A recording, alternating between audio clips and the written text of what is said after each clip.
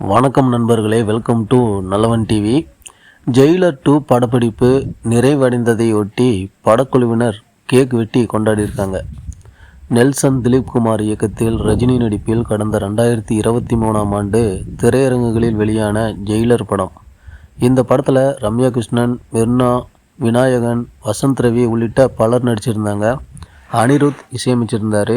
Sun pictures தயாரித்த இந்த படம் வெளியாகி ரசிகர்களிடையே மாபெரும் வரவேற்பை பெற்றது.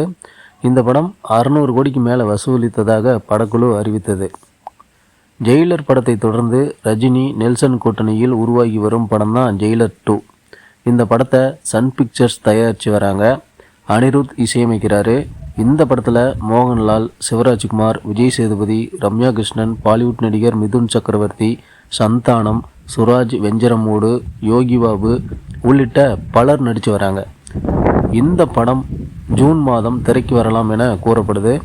இந்த படத்தில் ஷாருக்கான் நடிக்க இருந்த கதாபாத்திரத்தில் தெலுங்கு நடிகர் பவன் கல்யாண் நடிப்பதாக தகவல் வெளியாகியிருக்கு. ஜெயிலர் 2 படத்தின் OTT உரிமத்தை அமேசான் பிரைம் 160 கோடிக்கு வாங்கியுள்ளதாக தகவல் வெளியாகியுள்ளது. ஜெயிலர் படத்தின் முதல் பாகத்தின் OTT உரிமம் அமேசான் பிரைம் 100 கோடிக்கு வாங்கியது. இந்த நிலையில் ஜெயிலர் 2 படத்தோட படப்பிடிப்பு முற்றிலும் நிறைவடைந்துள்ளது. இதனை கேக் வெட்டி படக்குழுவினர் கொண்டாடியிருக்காங்க.